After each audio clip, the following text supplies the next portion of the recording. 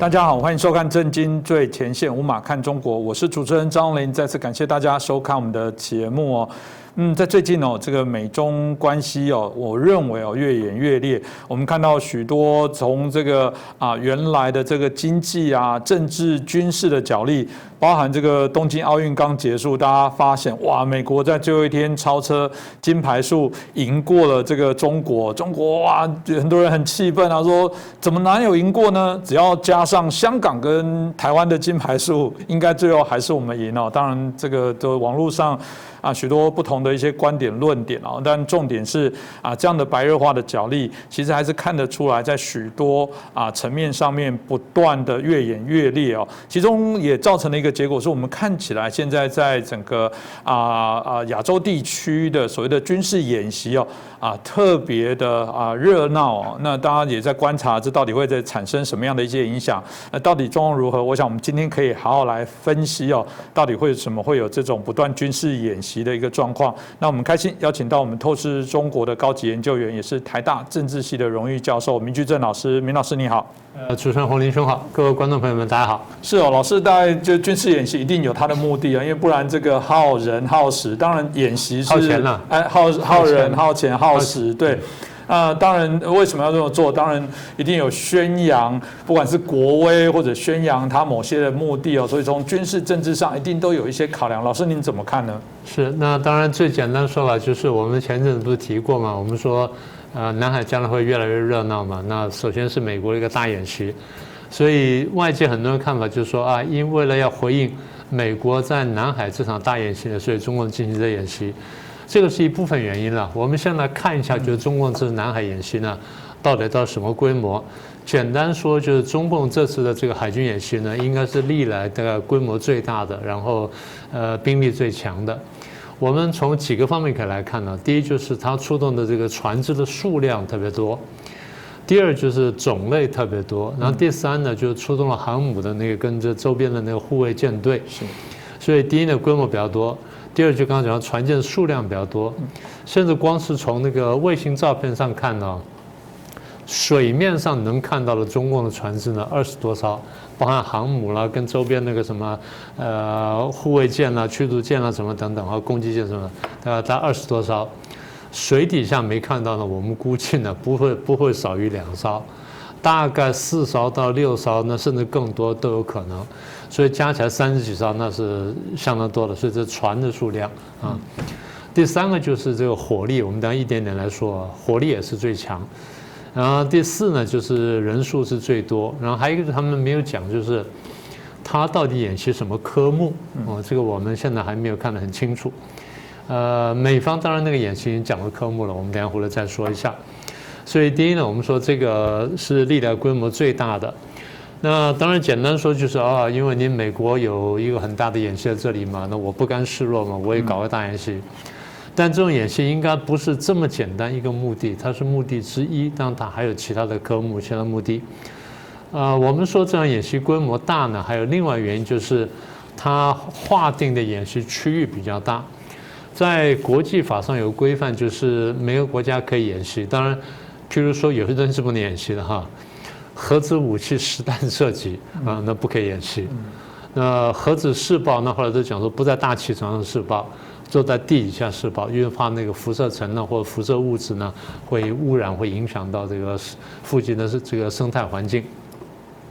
那我刚刚讲说，其实国际法呢允许每个国家呢进行军事演习，但是军事演习你所展现出来的姿态跟动作呢，要让邻国觉得说你是一个正当的自我防卫，你不能是那种攻击性演习。当然有时候这个很难界定，所以有时候是有争议的。因为有些说我就在这地方去进行我的自我防卫演习，那别人说你为什么在这里进行自我演习？你这本来就威胁我，这真有争议的空间。但一般来说就是在彼此可谅解范围内，那通常国家呢可以进行军事演习。但是有一个规范，就是你进行军事演习呢，你要先通告，你要告诉他说我的时间、地点等等。这样有几个目的，第一个就是呢，不造成误判，不是说我们两国相邻，平常关系又不太好，就我在这地方演习，然后你就不告诉你，兵力又非常大，大家弄说弄假成真，突然就跨界打过去，那个是有问题的。所以一般来说呢，你会通告，你会公告大家，这第一个就让人家知道你的目的。第二，公告就是时间地点，通常会把那个坐标标出来啊，东经几度，北纬几度到几度几度什么，这是地点。时间是几月几号几点几分到几月几号几点几分。通常就是时间一到之后，我不会立刻开始演习，我往后拖一点点时间，就是避免说有不知情的平民的车船飞机什么的经过演习区域，那免得误伤你，这样酿成国际冲突，所以就不好了。所以把区域划定，把时间什么都讲清楚了。那么中共这次演习规模大的另外特点就是它区域化的很大。各位仔细看一下他发布的消息，然后看的图哈，它是从海南岛的东边一直延伸到西沙群岛的东北方，所以这个规模是非常大，范围是非常大的。一般来说大概是10万平方公里。各位大概一向没有概念，什么叫10万平方公里？简单说就3个台湾大，3个台湾大排下来，或者说1个福建省这样排下来，就差不多10万平方公里大小。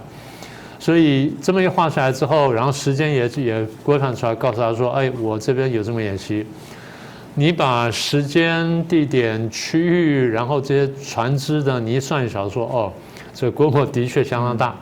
另外还有一点什么呢？我们从哪里看出来呢？他参与演习的军种非常多。第一，我们刚刚讲的海军了，对不对？然后有这个航空母舰，所以有空军的、海空军的参加。另外呢，有单独的空军的部队也参加。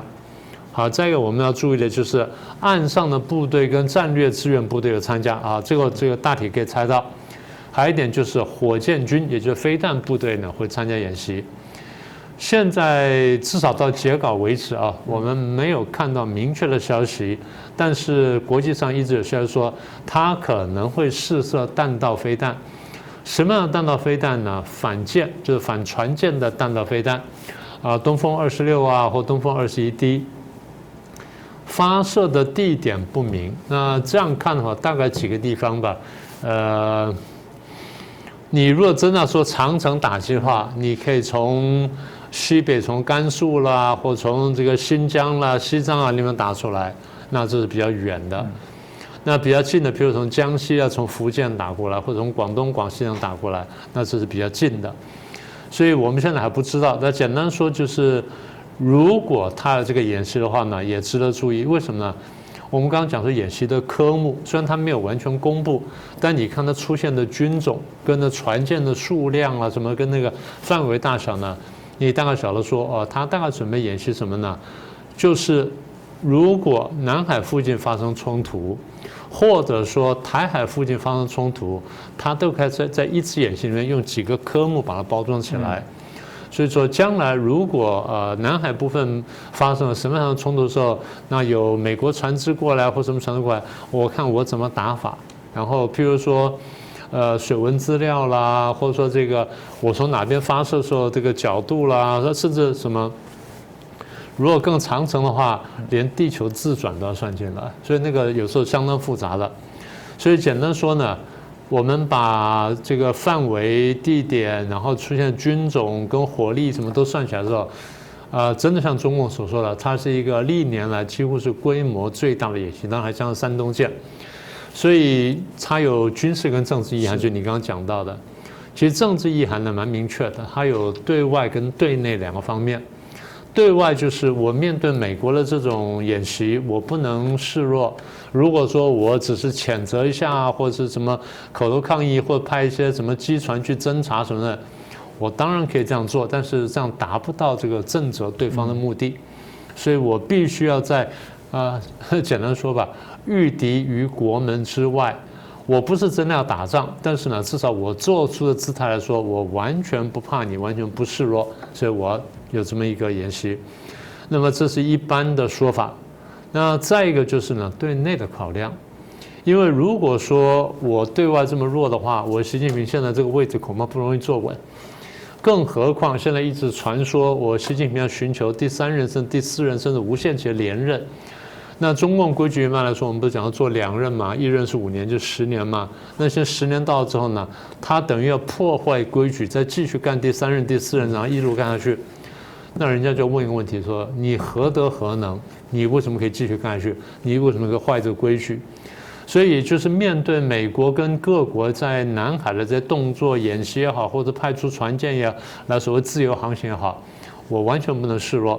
示弱的话，不但对外呢我可能会被欺负，对内呢我根本保不住权力。更何况20大马上就要开了，我的人马什么上来等等，所以不管怎么样呢，对内也不能示弱啊。这政治上意涵，这样你刚刚问的第一个部分。第二部分的军事意涵，军事上简单说就是。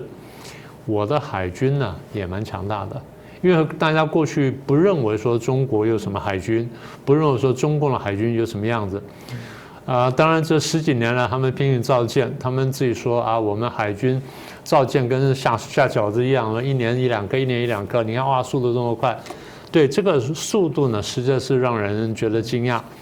但是我们还要看到一点，就是你这些船舰呢，你没有经过考验。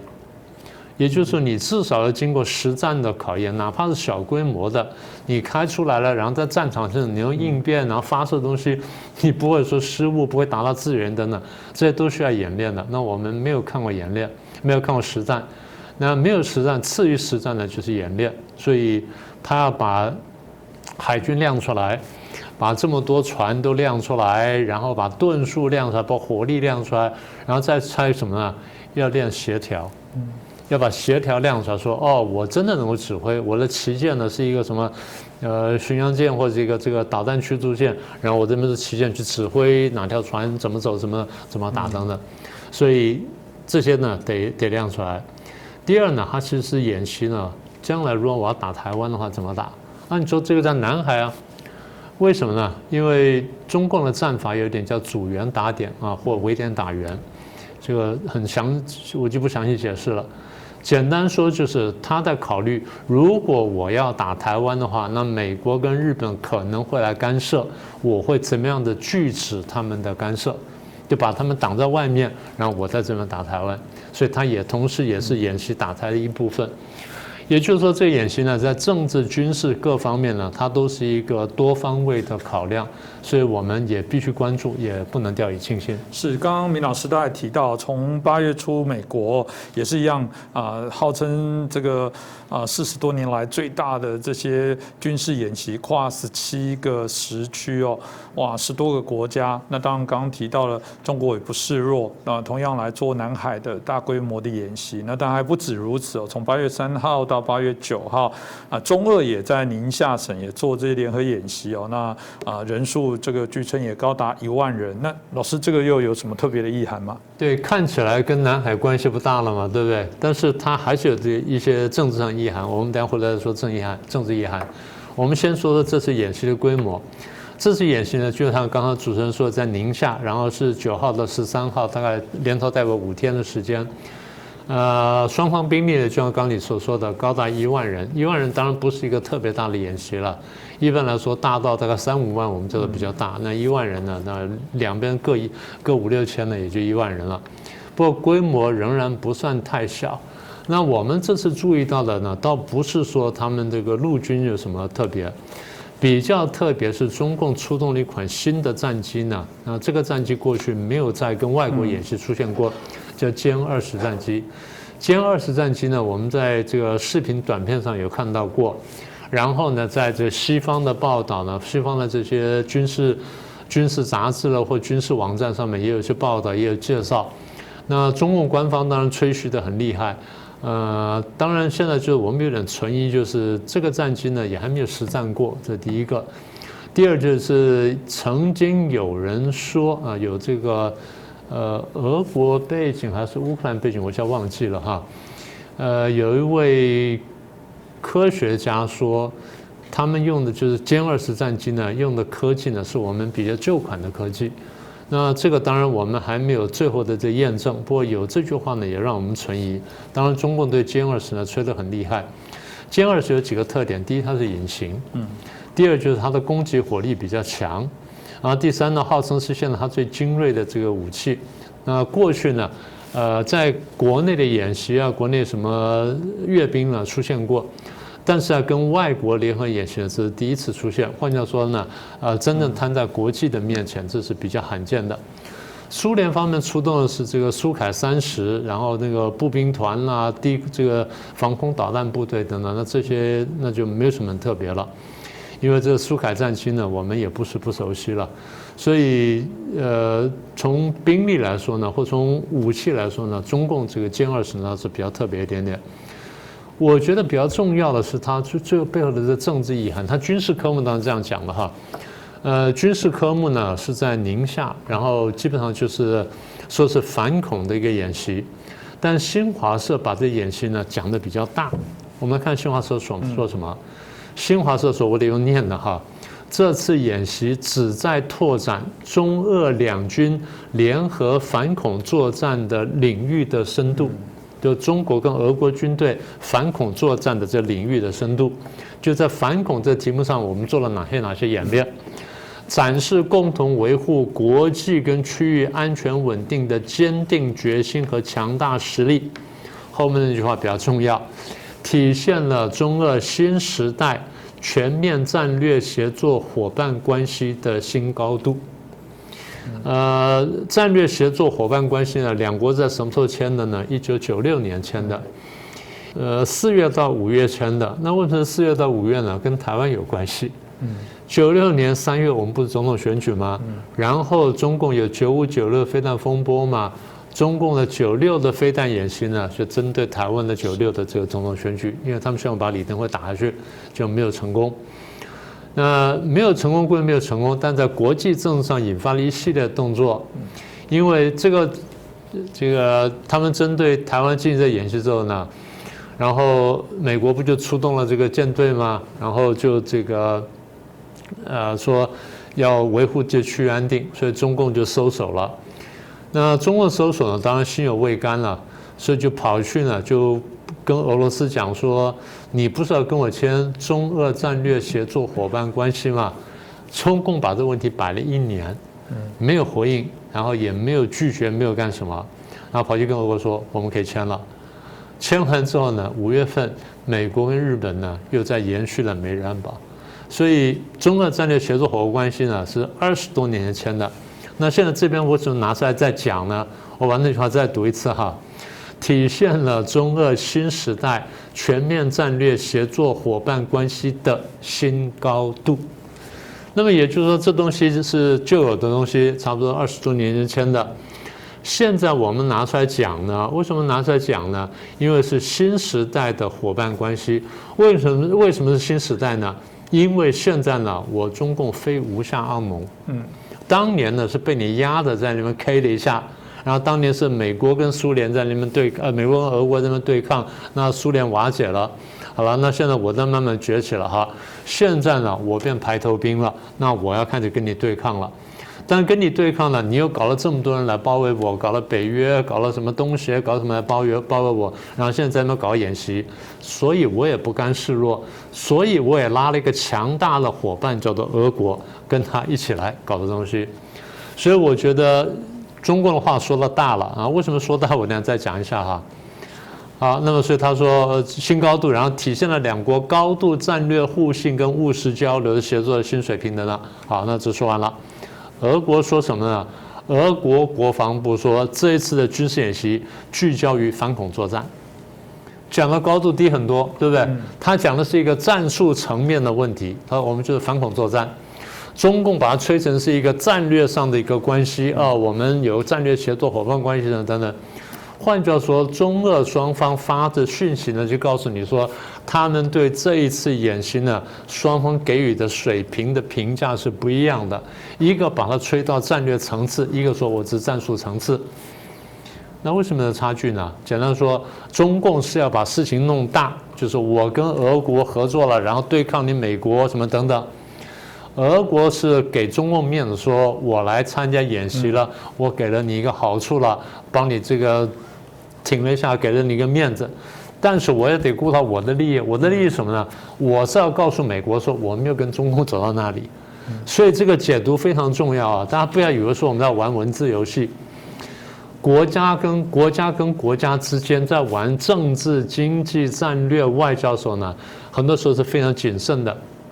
尤其是这些像俄国啦或这些美国的国家呢，在外交上非常成熟的时候呢，他讲话不是随便乱讲，他讲话是字斟句酌的。有一些重要关键讲话，他是每个字都不敢错，他就告诉你就这么多或就这么多。他讲了大有他的目的，讲了少也有他的目的。现在我们可以看到，俄国讲的很少，俄国讲的还真的不多。为什么呢？因为我们可以看到，在这前后几天，俄国同时跟中亚其他国家呢也进行演习了。美国不是从这个阿富汗撤退了吗？美国一撤退呢，塔利班就开始进攻了。塔利班进攻之后，一个直接的后果就是塔利班可能最后会掌握阿富汗。那么现在有两个问题，一个是塔利班掌握阿富汗之后，阿富汗就变成一个塔利班政权的阿富汗，这么一个阿富汗会对区域政治产生什么影响？这大家的第一个疑问。第二疑问就是这个塔利班会不会乘胜扩张到阿富汗以外的地方去？这是大家担心的。你说中共不担心吗？中共当然担心，但他不能这样说，所以他把塔利班请来了，双方见面谈谈，互相了解一下。但是呢，他也必须准备，所以他跟俄国进行这样演习。但这样演习，他又不能说我专门针对反恐，因为针对反恐好像针对你塔利班，我又不好说的话。所以我虽然提防塔利班，但我不能说我提防塔利班，我要说拿它来说成我对付美国用。这是这个复杂的地方。俄国不客气，俄国跟他讲说，我刚刚跟乌兹别克跟塔吉克在塔吉克里面进行了演习。这话讲很有趣啊。我跟乌兹别克跟塔吉克在塔吉克里面进行演习，标准是反恐演习，所以跟美国那边是没有关系。所以俄国的话讲得非常清楚。那么双方的话，你拿来一对比一下，可以玩味出其中的这深意。所以这东西呢，其实我觉得俄国更厉害。我过去一直讲，我说俄国的外交呢，常常超过我们的想象。我们虽然很讨厌俄国，因为俄国从这个满清末年来对中国其实各个方面侵略很多，然后这也间接造成了中国的共产祸害。可是我常常提醒大家，我们虽然不喜欢俄国，但不能不了解俄国，因为俄国太厉害了。你仔细想想看，俄国侵略人家，光侵略中国拿走了大概160万到180万平方公里，拿了40几个台湾大的这领土。你记不记得俄国哪一次出大军侵略中国？没有，对不对？日本出动130万到150万大军打中国，打了8年，加上前面的话打了15年，你记得非常清楚。你记不记得俄国哪一次出动5万以上大军打中国？没有，但有一次。1945年第二次大战要结束，美国丢下原子弹之后，俄国出动了几十万大军打进中国东北，号称打关东军，其实是侵略中国，而中共在配合他。所以俄国向来不会用大军去侵略别人，尤其不会用大军去打仗，除非被人家打。大家很少注意到这件事情。但是呢，俄国在外交在领土上所得非常非常大。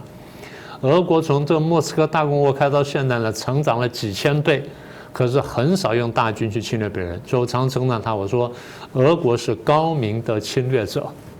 侵略者有高明跟不高明，日本就不高明，用了几百万的大军，最后死了这个上百万人，然后最后拿到一个琉球岛而已，对不对？没有拿到别的东西，而被中国人恨到现在。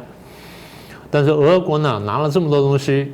但是如果俄国跟这个日本比赛的时候，中国球迷一定是帮俄国，而不是帮日本，是不是这样？对。所以就是说，这个就是一个民族情感的问题。那换句话说，俄国是一个高明的侵略者，也就是说，俄国外交非常厉害。所以我在解释什么呢？我在解释说，俄国为什么这次来参加这个演习。简单说就是，我参加演习了，我是一个反恐演习，这地方对我有利益。我来配合你一下，我目的不是配合你，我是为了做这动作之后呢，我对你中共跟对美国进行火力示范。我的火力示范干什么呢？告诉美国说我是强大的第三者，你要来拉拢我，你不拉拢我的话，我就打向中共。同时跟中共讲说我是强大第三者，你要来拉拢我，你不拉拢我，我倒向美国。所以这就是我形容的俄罗斯呢，非常漂亮的把自己完成了快乐第三人。我在这个中共跟这个美国之间呢左右逢源，我要扩大我利益。所以台湾很多人还误判的形式说啊，这个如果美国跟中共继续对抗的话，美国一定不讨好的，因为最后俄国一定会跟中共联手去打美国，绝对不会，我保证绝对不会。当中共跟美国打起来那天，俄国军队在那边等到中共打出时候，俄国大军出来就要打中国了，这是他的习惯。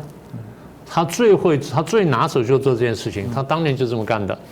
所以中共在跟美国打以前，他提防是会被俄国突袭，这才真正要考虑的问题。这就我为什么对这个问题我解释这么久，就是大家要看清楚中美俄的三角关系呢，现在是这个情况，绝对不是说中俄联手对抗美国，俄国不会这么笨，俄国比台湾很多人聪明很多。是这个，我想老师很清楚的分析了这个中美俄哦，大家可以让大家理解一下。这次过去我记得节目当中你有提到说，一旦中国真的打台湾，那俄罗斯会做什么？大家就说，有可能就是以过往的历史来讲，他就名为我要帮你守住后方，怕美国会来干嘛？你放心，我们过去既然这么友好，你看你竟然都自己做这个公报，说我们是战略新高度，那当然我进来就是理所当然。就老师讲的太聪明了，中共自己还背书说不，我们是新高度，那太好了，我下次就更长驱直入。所以俄罗斯当然不容小觑哦，就他们在整个外交，有人说，好吧，说好听，刚刚老师刚提到的是一个很高明，但一样讲这就是一个骗术哦。那当然啦，就是回到这件事来讲，美国海军刚刚提到了，他们这个大规模的演习的过程当中，那有人说，当然他就是针对中国，有人是扩大到说，包含他现在“一带一路”哦，扩大许多对于非常多的国家的影响，美国可能要做好这个串联各国统一就是大家可以同一个阵线来作为对抗那老师怎么看待这个部分呢？没有错，完全是这样就是我们刚刚讲说，在军事政治双方呢，军事政治两个方面呢，双方都有明确对抗。那美国的演示上次我们介绍过，现在我们只是把这件串联起来，告诉他说这几件事情是有关联。那我现在用很短时间把美国演习再说一次。美国这边其实进行了多场演习，从8月初开始呢，一直会到8月下旬左右呢，会有多场演习。之前不是这个法国的战舰已经过来过了吗？然后这个英国的这个航母伊丽莎白号也过来了。英国航母来这边，美国已经进行过联合演习了。然后英国航母呢，在北上要到日本去跟日本再进行联合演习，然后美国这地方主导跟印度、马来西亚、新加坡、日本、澳大利亚跟德国呢进行40年来最大规模的演习。然后美方讲说，我们演习几个目的，一个就是海上作战，就海上怎么样跟其他的舰队打；第二就是怎么样攻击别的国家的前进基地；然后第三呢，怎么样做近海的这个作战等等。所以美国的目标很清楚，就是我在这个南海演习，一方面就是我要保证南海的航行自由，不是说你中共讲说南海几乎就变成你的内海了，那不能这样子，这个东西是公海是大家的。再一点呢，美方没有点名，但意思很明确，就是我在这边演习就告诉你说，你如果想剑指台湾的话呢，我都会出手的。美国目的不是说最后要跟中共打仗，我再说一次，美国的目的只是吓阻战争罢了。所以即便是这样，大家说来说去呢，其实大家美国意思很清楚，我不希望打仗，那希望你也不要轻举妄动。所以简单说就是，我们可以总结一下：第一呢，这几场这个演习呢，看起来是在不同的场域、不同的科目、不同的国家，但的确是针锋相对。而它背后呢，讲的是一个非常大的一个政治的一个布局这是第一点。第二点，就像开头的时候这个主持人讲过，我们很早就预言过说，南海跟太平洋西部跟台湾海峡呢，将来会越来越热闹，会战云密布。那现在已经出现了。那我们还必须再往下讲，就是这个不是终章不是最后一页。将来呢，台湾海峡附近还会有更多的军事演习，不只是南海了。就台湾的这个西岸，台湾海峡也好，南部也好或东部也好呢，会有更多的演习。然后中共有一天呢，会逼到受不了，会用双航母来绕台。当双航母绕台的时候呢，美国航母就会来。它的目的不是要打仗，它的目的是要吓阻战争。那么除了美国航母会来呢，我们上次预言呢，现在也差不多实现了，英国航母来了。现在再看就是印度的航母会不会来到这一块，会不会进到南海，甚至进到这个太平洋？这我们来看一下。然后下一步就是美国会继续拉拢菲律宾跟越南。那么拉拢的方式就是除了加强军事交流，然后就重新确认这个军事合作关系之外，看看会不会进行联合军事演习，甚至再跟越南租金兰湾，然后跟菲律宾租苏比克湾，然后进行直接驻军。那对台湾来说呢，我们注意2件事情：第一，要注意东沙的防卫；第二呢，要注意太平岛的防卫。同时呢，跟周边国家呢保持密切的这个交流跟合作关系呢，才能确保然后扩大我们的国家利益。所以我想每次我都很喜欢尹淑敏老师一直很语重心长，但是很重要的提醒，就是台湾的内部不要分不清楚谁是所谓的民主政治过程当中的政党的竞争对手，谁是真的对台湾直接影响的敌人。我觉得台湾的确很多专业学者都告诉我们，最怕的是自己搞不清楚敌我不分，这也是台湾内部最大的问题哦。在节目当中，我相信敏老师为什么要到处去这样的宣讲，我就是想说，老师是这个民主的这个最重要的这个天桥底下的说书者，到处去告诉大家，真的不要掉以轻心。那我觉得我们大家一起加油。今天也谢谢明居正老师带来这样的一些分析，让大家可以更清楚了解现在我觉得台海的一些情势。各位震惊最前线的好朋友们，我是主持人张宏林，欢迎订阅我们的频道，也记得打开小铃铛，掌握最新节目通知，让精彩评论不错过。更欢迎留言、转传影片、